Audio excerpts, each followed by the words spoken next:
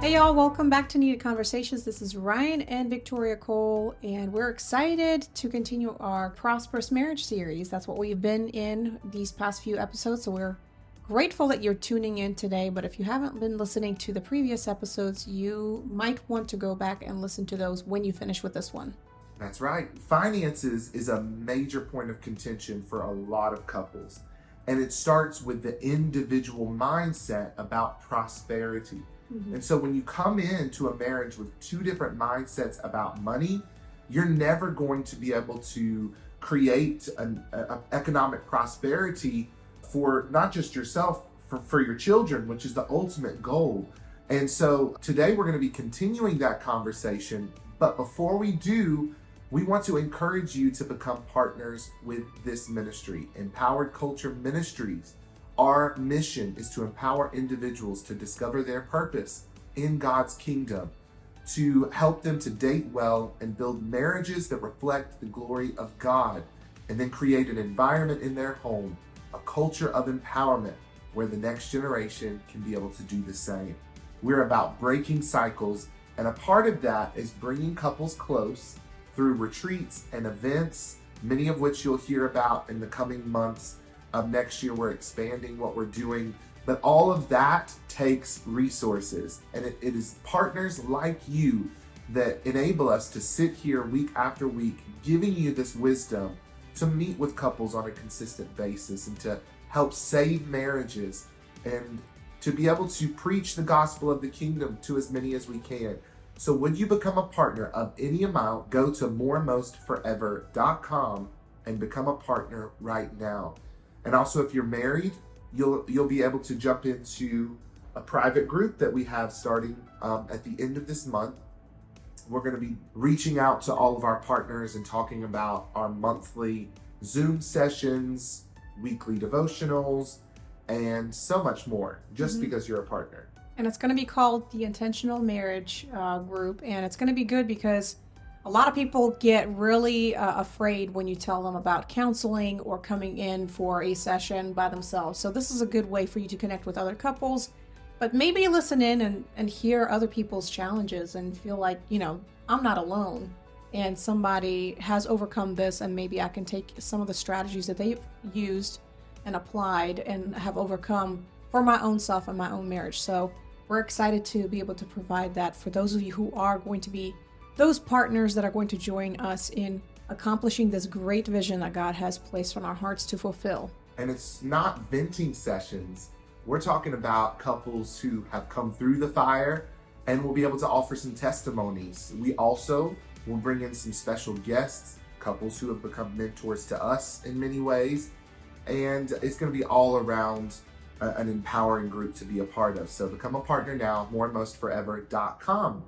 Let's jump into this first segment. It is our marriage strategy of the week. Yes, this week's strategy is to safeguard against grudges by shutting down assumptions and clearly communicating. And this is so powerful because oftentimes this is what we deal with on a daily basis as a married couple, especially when we first get married. There's a lot of expectations that we've placed on our spouse that's not communicated, and we just assume that it's going to happen.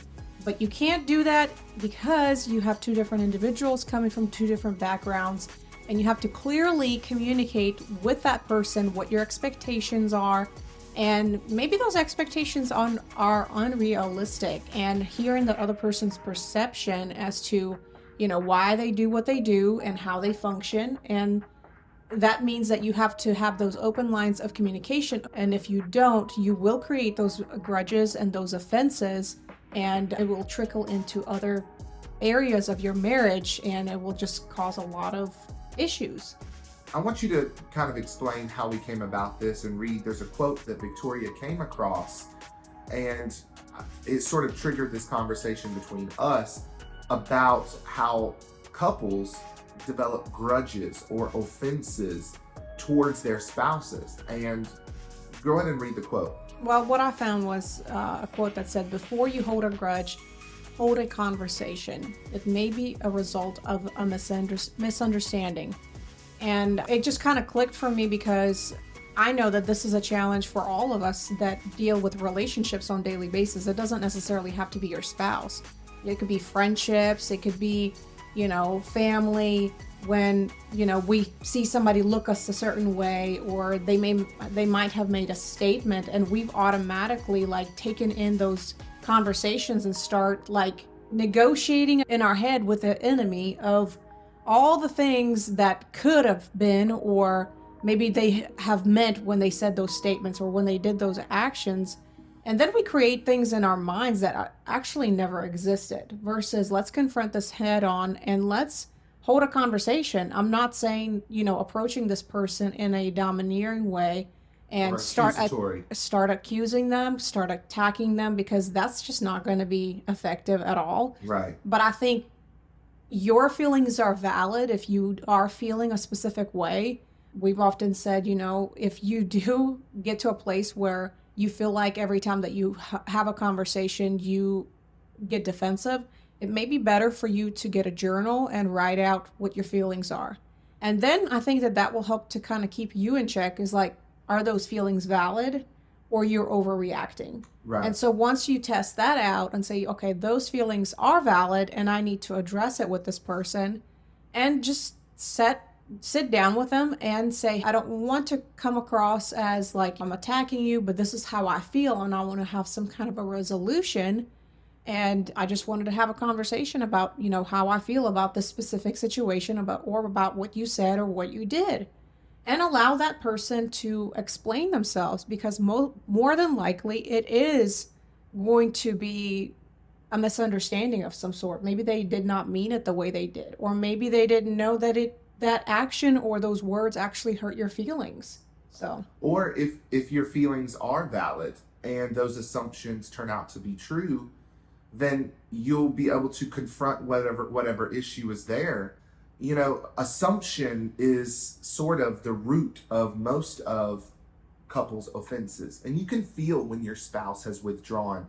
Even if they're not telling you, you know that something is different. Their posture toward you has changed. And so a lot of these assumptions are coming from family, friends, invasive thoughts. Spiritual warfare, Dr. Cindy Trim says, is the counsel of the human mind with any other spirit other than the Spirit of God. So that could be other individuals who you're counseling with, who put thoughts in your head, or it could just be the whispers of the enemy, these intrusive thoughts that come in that you latch hold of and begin to create this narrative about your spouse, that even if there is a salt grain's worth of truth in that assumption, right?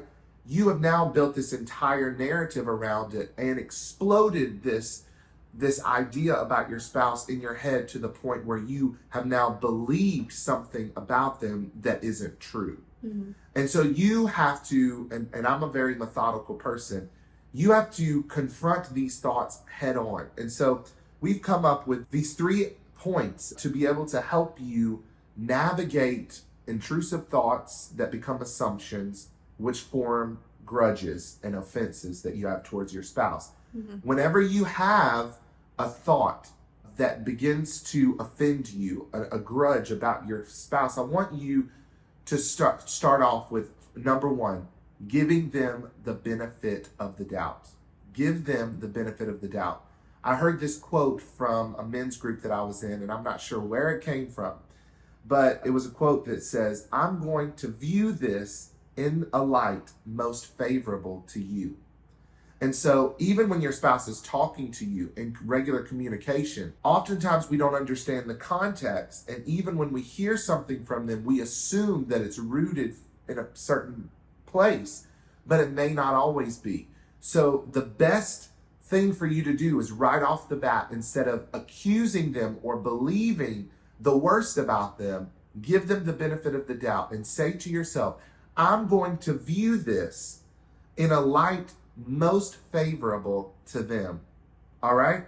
Number 2, you're going to seek clarity and not condemnation.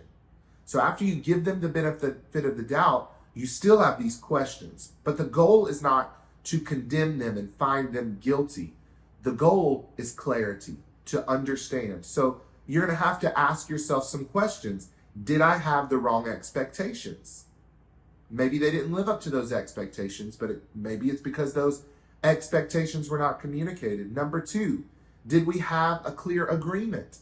Even if you express expectations, it doesn't mean your spouse agrees with those and the terms and conditions that you've laid out before them. Just because they listen to your conversation doesn't mean that they agree. I often notice that, especially I think with women, if they express something that they have on their heart, like you need to help me with this, it doesn't mean that a husband's like, oh, okay, she told me this, so now I'm going to jump up and do everything and kind of guess what it is that she wants me to help with. I think you have to be very clear as to what that expectation is, what do you need him to do, what the time frame is, and like Ryan said, set the parameters, and then have the spouse say, okay, I am agreeing to this and I'll do it.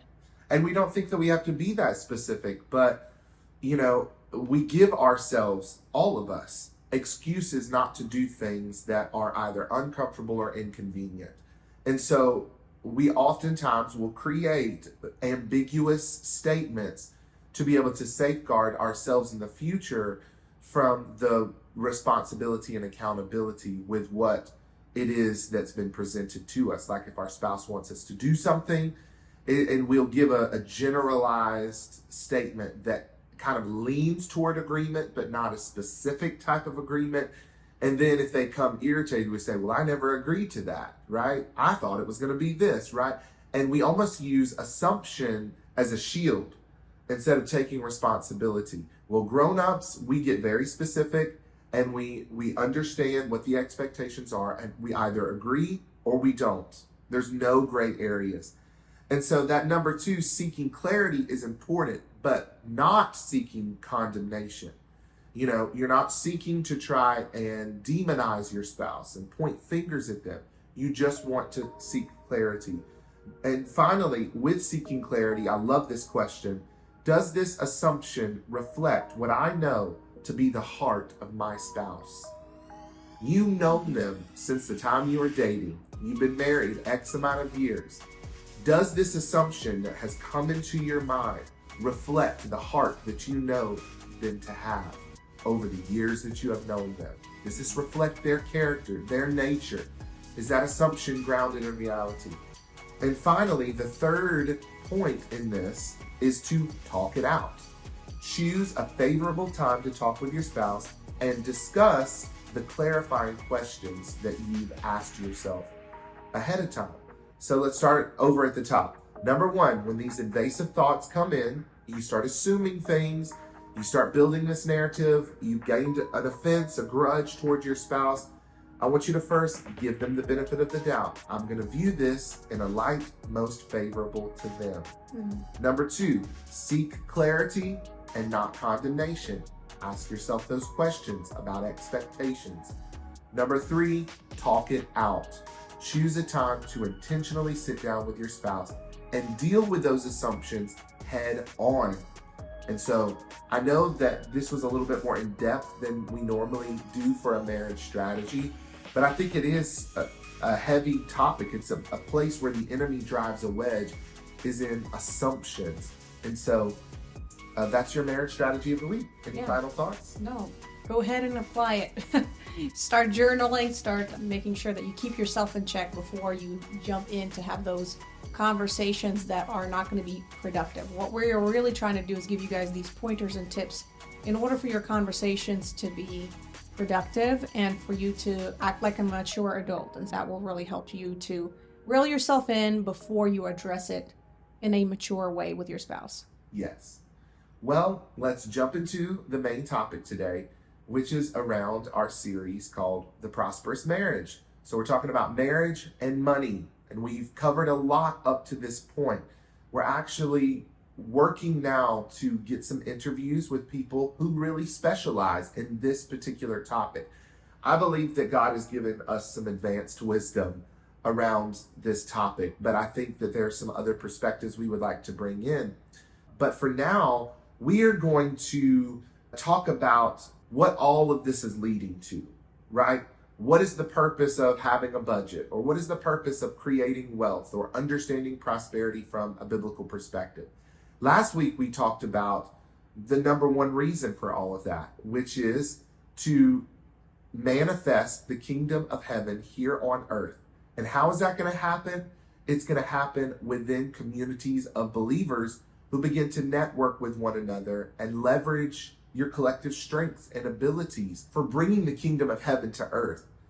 This week, I want us to bring it home just a little bit. So we're talking about the second most important reason for having a prosperity mindset is because you want to leave an inheritance to your children. Mm-hmm. I think every parent, whenever they have kids, their thoughts to themselves is, I want to give to my kids what I didn't have. And oftentimes that becomes the cause for the pendulum swinging in the opposite direction.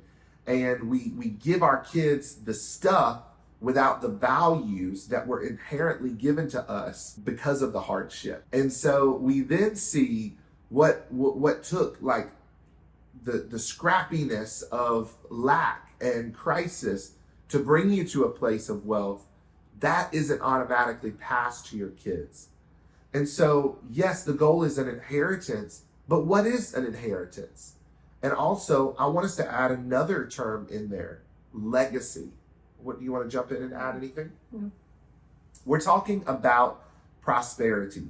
And if prosperity begins and ends with a mindset, then would not inheritance also have to include a mindset in order to see that inheritance not begin and end with you?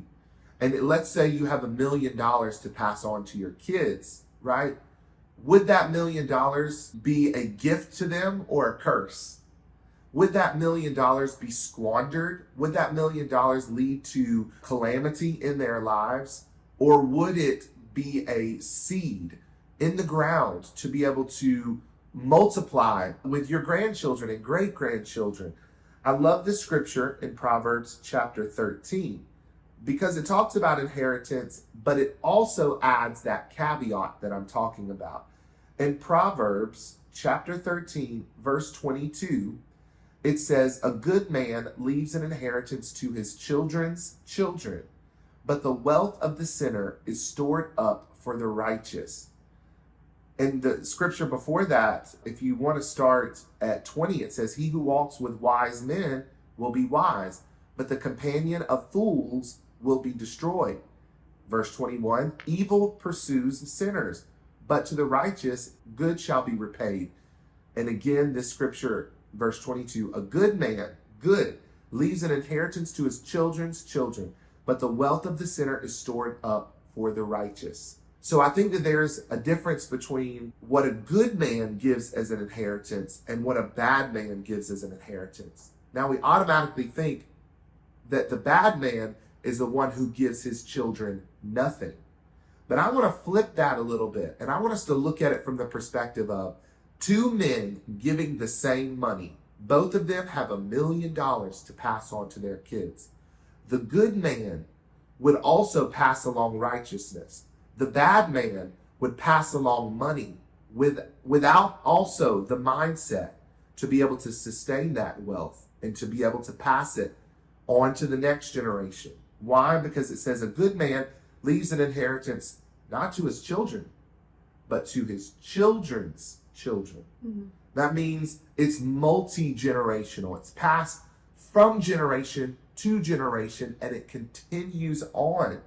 And it says, "But the wealth of the sinner," that means there is wealth that is coming from the sinner. It's going to end up being stored up for the righteous. That wealth from the bad man is going to pass through his children, cause calamity, and ultimately end up at the door of the righteous man.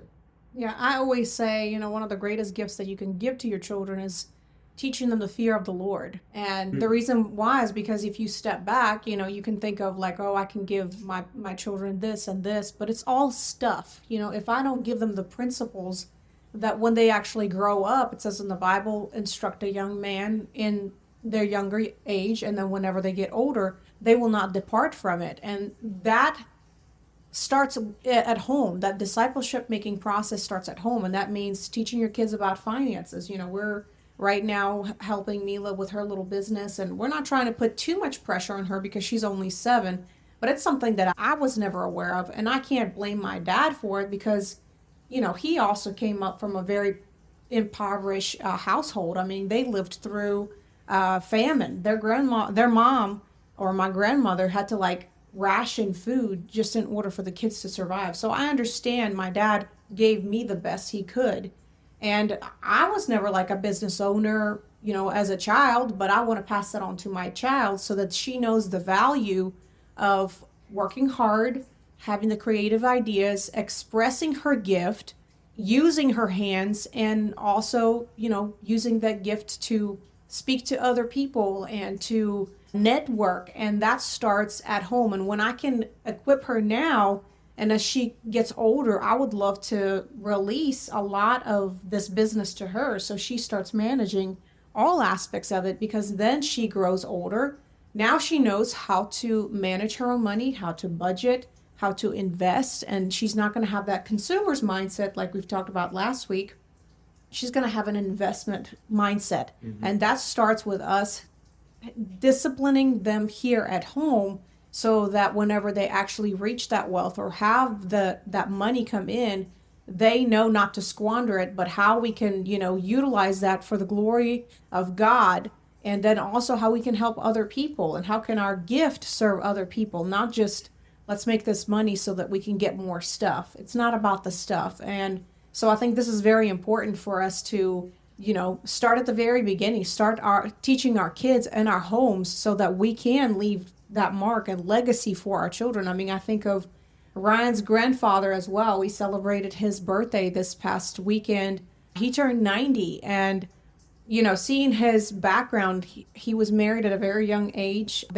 His grandma and him basically have been married for 66 years before she passed on. And 67. Well, it was going to be 67, but it was just a few months short before she passed away. But when people were talking about it, how grateful they are to him through his prayers and their dedication. They traveled around and sang gospel music. And I remember just, being introduced to them, and they had such a heart to preach the gospel and to talk to people about Jesus. And there was like no shame, so they passed on to their children what they could. But it's now passed on not to only their children, but now their children's children are serving God. So it's not only financial. I mean, financial is one aspect, but I think that mindset and that posture, I have to equip my kids so that they can be contributing members of society, but more so they're submitted to the will and the way of God so that they know what to do with the things that God gives them, with the gifts that God gives them and the resources that God gives them, so that they don't squander it, but they can utilize it for the kingdom of God. And so what Victoria is talking about is that added component that differentiates an inheritance from a good inheritance that is given by a good man, which is the added component of legacy. I want us to define those two words for the sake of this podcast. Legacy is who you leave. It's the ability to adequately pass the baton by passing on values, morals, skills, and mindsets, belief systems. An inheritance is what you leave, which is the tangible resources that you give to the next generation. So again, legacy is who you leave, and an inheritance is what you leave, right? You want, even though you're not going to be here in the physical, you want to leave who you are, the person that you became that enabled you to prosper the way that you did, the values that got you there, the values that shaped you into the man or woman of God that you became ultimately. And if you do not focus on legacy in as much as you're focusing on inheritance, you could eventually pass your children destruction. And so this is what we wanted to kind of focus in on today, which is the importance of planning for the future. What does it mean to pass on an inheritance and a legacy? We've talked about that just a little bit. But also realizing that it should not just be for your children, but for your children's children. for the generations to come. Now, for some of you who may be struggling financially right now, this is at the back of your mind. But actually, I think it's important for you to pull it up front, because this is a part of the vision that is going to help you break out of whatever poverty mindset that you're struggling with, or whatever financial situation you're struggling with. Because if you don't get a vision and have a why behind what you're struggling to overcome, you're never going to overcome it. And to have a vision that your children and children's children would be blessed exponentially, that's the kind of vision that will wake you up in the morning and motivate you. When I look at our kids and the reason why we're investing in them and helping them to start businesses as toddlers, really, which is when Neela started, I think 3 years old. I think she's four or five. Yeah. But now she's going to be 7 this month, and she's taking more ownership over what her name is on, right? We call it Neela's Minis. It's little candles. Now she's growing succulents in her room, nourishing those little plants, cute things. She does pop-up shops. We sell online. She's making bracelets. She's inspired her cousin to start a business as well. So, and I love that when she's out there at these pop-up shops, she's in front of that table, she's talking to people. It's giving her skills that are going to transcend beyond just this business unit and give her the ability to be confident in the boardroom, or be confident in presentations, or for stakeholders, or wherever the Lord takes her. These presentation skills are really invaluable. It's going to help her so much in her life. And so we're not just passing money, we're giving her the skills and the values. We're giving her legacy. And that's the difference. Other thing we wanted to sort of bring up in this conversation is estate planning. Hopefully we'll have some people on in the next couple of episodes to be able to answer some more detailed questions about how you pass on money to your children.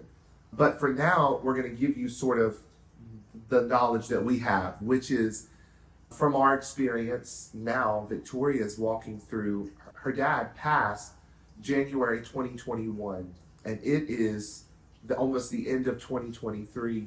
And I would say you guys are still working through all of the details of the estate, right? Yeah, because the will wasn't present, and it's hard to start planning now. I mean, like when I started writing a will for my mom, like I literally cried, because it's like, what am I preparing for my mom's burial? You know what I'm saying? And you want her to live for decades and decades to come. Yeah, and it's something that she requested, and I know that it's important. I think once you start seeing the questions, who is going to be in charge? Like, let's say there's a medical emergency and you're not able to make that decision. Now my mom doesn't have a spouse. So there's 12 of us. So like, who's going to take responsibility for that? Who is going to take the responsibility of the whole estate, So just making those decisions. And property and allocation of resources and yes. Yeah, and my dad passed away, and now we're working to get things out of probate, because some of the things were on my mom's name and my dad's name, so it's 50-50.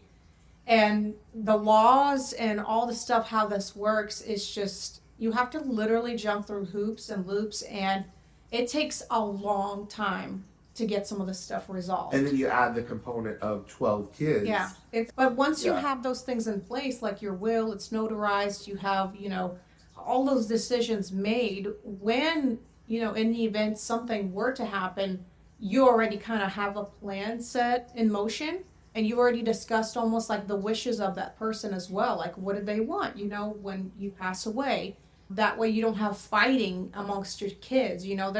We have seen so many funerals and so many families, people randomly start showing up. They never came to visit you, but they randomly show up because you're dying, and they're over there salivating over what you have, and it's disheartening. But that's the kind of world we're living in. People don't care about people. They don't care about relationships. They just care about what they can get out of it. And this is why it's so important to have that relationship with your kids, so you're not struggling and having these issues of fighting over your estate. I mean, I think of King David dying, and his wife coming to him and saying, hey, his brother is trying to become the king, but you promised me that, my son Solomon was going to take over. And so before David even died, he was on a deathbed. He requested that there was a ceremony done for King Solomon to instate him and put that father's approval on that. I think that's powerful too. Like, that's kind of planning. That was before he passed away. So I think part of the struggle in the church right now is that we do have multiple generations that are kind of arm in arm leading together. And it took a long time for boomers and those who are older to start passing the baton to millennials and younger. I think it's still a struggle. It is still a struggle. And unfortunately, millennials have had to almost start again or start their own. And that is so, that's not what the Bible teaches as it relates to inheritance and legacy. We want to be able to have that peaceful transfer from one generation to the next and be able to multiply the glory and the power that was revealed from one generation to the other. But we're just holding on with a death grip to what was instead of letting go and seeing what God will do in the next generation. And so I think that was a great example with King David. But also, let's think logistically. In the United States of America, $1 is taxed it seems like 10 different ways before it ends up, finally settling. You're taxed when you earn it. You're taxed as the employee and the employer is taxed. You're taxed with Social Security. You're taxed, if you win money. You're taxed if you resell stuff that you already pay taxes on. Yes, you resell things that you pay sales tax. Then guess what? There is an inheritance tax. Yeah. But unfortunately for the system, that it has to be this way, but fortunately for those who have done the research, there are loopholes. There is a way to avoid some of these taxes, right? You can set up trusts, for instance. Mm-hmm. If you are of a certain age, you've been able to pay off your house becomes an asset. But when that house, if it's not deeded within a trust and so on, it would almost be better, I would say, and please don't take this as financial advice by any means. We're going to have other people who weigh in on this, but I would estimate that it would be better for you to sell your house to your child for $1 mm-hmm. at the end of your life than to pass it on to them free and clear afterwards. Because they're going to have to pay taxes according to the value of the house. Yes, and you might not have paid that for it when you bought it 20 years ago. But now, especially in the world that we're living in, the value of your house, you can't help the fact that we've had inflation and prices of houses gone up 6 figures. It's a good thing. It's a good thing to come on up one with hand. A certain amount of money. And why the government wants a cut from that, I have no idea. You don't want to have your child taxed for that and them suffer. You want them to get the full benefit. So you have to think of these things beforehand. So you set up a trust for your children and you set up even business units and we're going to, again, get more into detail. But for this conversation, it's getting you to think about, oh, wow, I didn't realize that if I were to die, my house wouldn't necessarily go directly to my spouse alone. Mm-hmm. Well, in South Carolina, there's a consideration for any children or heirs. There's a consideration not just with the dollar bills that are in your bank, but your house. Even if it's not paid off, there is equity in that house. Your cars. You don't think of all of these things, but you have to, because you don't want to set up your kids for failure or headache or destruction. Hey, and this could be a conversation that you need to have with your parents too, because I know a lot of you guys who are like millennials or maybe Gen Z, and your parents are getting into their 50s, 60s, 70s, and they may be still thriving, but maybe they've never had those conversations, or nobody has ever talked to them about that. Maybe you need to be the one who brings those conversations to them and say, hey, I think we need to set up the will. We need to figure out, what do you want me to do in the event of those things? And that's a very uncomfortable conversation, but those are important conversations so that you can kind of prepare in advance and also set your parents up for success as well, These are tough conversations, Mm-hmm. but they have to be had. I want to bring a conclusion to this conversation by reading Galatians chapter 4, starting at verse 1, bringing us full circle about this collaboration between inheritance and legacy, so that you don't leave a bad inheritance to your children with all of these strings attached to it, that you leave a good inheritance because you also leave a legacy. Galatians chapter 4 says, "Now I say that the heir, as long as he is a child, does not differ at all from a slave, though he is master of all, but is under guardians and stewards until the appointed time by the Father. Even so, when we were children, were in bondage under the elements of the world. But when the fullness of time had come, God sent forth his Son, born of a woman, born under the law, to redeem those who are under the law, that we might receive adoptions as sons. And because you are sons, God has sent forth the Spirit of his Son into your hearts, crying out, Abba, Father. Therefore, you are no longer a slave, but a son. And if a son, then an heir of God through Christ." Because of Jesus Christ, you have been given an inheritance. I want to ask you 2 questions today. First, as a child of God, are you still living as a slave? Or have you been able to fully receive the inheritance that has been given to you through the blood of Jesus Christ? That scripture is very sobering.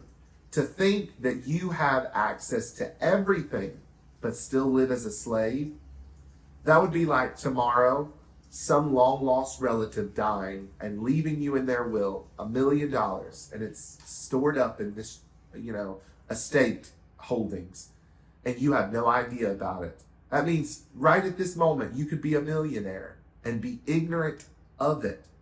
Let me tell you, the enemy wants to keep you ignorant of what you have access to. That's a part of this poverty mindset, is to keep you locked out of the inheritance that you have rightful stake in. And so I want you to ask yourself that question. Am I living the abundant life that was promised through Jesus Christ? Or am I, although I accepted him, am I still living as a slave? Number 2, are you preparing to pass on not just an inheritance to your children, but a legacy? Are you giving them the values they need to sustain whatever you plan to give them physically? And let's say you're not in a position, if things were to go wrong today and you're no longer with us, you may not have a physical inheritance to pass, but do you at least have a legacy of values that you've instilled within them that will carry them and help them to build, even if they're given $0? They will still be able to produce wealth. These are very challenging questions to ask, but I want you to ponder on these today, pray about them, and then have a conversation, a needed conversation with your spouse about what you plan to do to pass on both an inheritance and a legacy.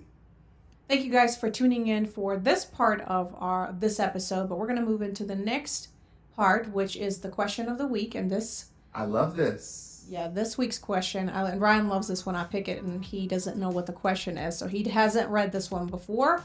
It says, if you have been married for many years and loved your spouse, but not sure if you are in love with them, how do we fall in love all over again if they don't know how I feel and I'm too scared to tell them? So, yeah, that's interesting. Yeah, I have seen many relationships like that where they're kind of coasting by, and I feel like the spouse is completely oblivious that they're not really good. I mean, I think that they're good companions. They live well together, but I think it's probably like the worst feeling of being kind of in the middle of not really like on fire, but it's not really cold either. But it can easily head towards that extreme side of being completely disconnected from your spouse. So it's very important for us to be open and vulnerable. And it sounds to me like this spouse was even afraid to say, hey, listen, I love you. And I feel like what they're really saying is, I choose you because I chose you from the beginning, but I don't know if I'm feeling very connected with you right now. But I think that if you start entertaining these ideas, and placing the feeling of love over God's ultimate definition of love, which is agape, unconditional, if you get those priorities out of whack, you could start romanticizing exiting the relationship. Yeah. You can start fantasizing about what it would be like to experience those initial butterflies with someone new. I hate to say this, but in the beginning of any dating relationship, ignorance is bliss. But ignorance is not your friend, because ignorance will ultimately lead to destruction. But when you're first getting to know someone, the fact that you don't live with them, the fact that you don't know all the skeletons in their closet, and you are getting the best part of them, you're getting the made up version of who they are. It almost can feel like bliss, like you're in some romantic comedy movie. And it feels you feel all of these chemical reactions, which are real, right? The hormonal shifts and changes, and there is a chemistry. Chemistry isn't just some figurative word. There is actual chemistry change that happens with pheromones and hormones between you and that other person, especially in the beginning of a relationship, that after you know who they really are, the good, the bad, and the ugly, takes intentional effort to continue to cultivate. But here's what we always say. We have to abandon this idea of in love or out of love, because it's a description given by the modern world. Not even 100 or so years ago did people think like that, right? They thought in terms of a need to survive or a need to thrive, and so they dated for very different reasons. These feelings of romantic love are really important. This is a part of the most holy place that we talk about in our books. But in order to get to the most holy place, you have to move through the outer court, which is that spiritual connection, and the inner court, which is the soulish, soulful connection. In order, in marriage, to be able to experience these kind of chemistry feelings, this butterflies, to know that I love this person despite seeing all of their flaws, will be a bigger tsunami of those feelings than you had when you were in the dating process. But it takes more effort to get there. So there's hope for you. If you say, I was in love with them, but I don't feel like I'm in love with them anymore, I'm just choosing to be here. Well, if you follow the path that I'm describing, the feelings that will come eventually are going to far surpass any of those little butterflies that you felt when you were dating. Because you're going to love them with a more mature love. And one thing that I wanted to say, like, especially during the dating phase, when we first meet each other, we kind of focus on one another, and there's this, chemistry, and we really want to spend time with them and go on dates and get to know this person. And that phase is very beautiful. I always say, don't let people, shut it down and say, you wait and see, especially for those of you who have been married for a long time. But I think got bitter people who come up to you and say, just wait. I enjoyed my dating phase, but I also understand that I can't drag that into the phase that I'm living in now. I have 2 kids. We're both parents now. We have went through so many different things in our life. A lot of it was challenges which shaped us and molded us into different individuals. And we had to shift our focus from looking at each other to, okay, what is our purpose and what is our vision and how we can walk parallel. This is what we teach all the time about husband and wife, about the marriage having a mission, having a purpose. And when you have it, then you're walking hand in hand and you're communicating together. You're deciding what is going to be something that we want to accomplish in the next 5 years or 20 years. And it gives you a purpose and a meaning and something to look forward to. And of course, when we talked about writing your vision and mission, all of those things have to be put on paper. Like, how are we going to continue to grow our relationship? Are we going to go to a marriage retreat this year? How can we connect with other couples? Maybe join our intentional marriage group that we're going to be starting. Those are some of the things that you can start doing. Maybe listening to a podcast together. We've had so many couples that say, hey, when we drive 30, 40 minutes somewhere, we just turn on a podcast and both of us are listening. And some of Yes. the women would do it more in a sneaky way because they're like, my husband doesn't like any of this stuff, but I'll turn it on, and then he actually started enjoying it. So maybe you as a wife just kind of initiating some of these things so that you guys can start, maybe learning each other in this phase of life where maybe now you're feeling disconnected, but maybe you can start dating each other again and discovering, who you are now and what you guys want to accomplish in the next 5 to 10 years. And I So, think that's what I was trying to describe with saying mature love yeah. is far better than just that butterfly love in the beginning. And in a lot of ways, the good old days that you think about, that first few months or even a year or so dating and engaged and all of that, can become chains that prevent you from moving forward if you continue to pursue like rekindling that. I don't even think that it's possible to be rekindled.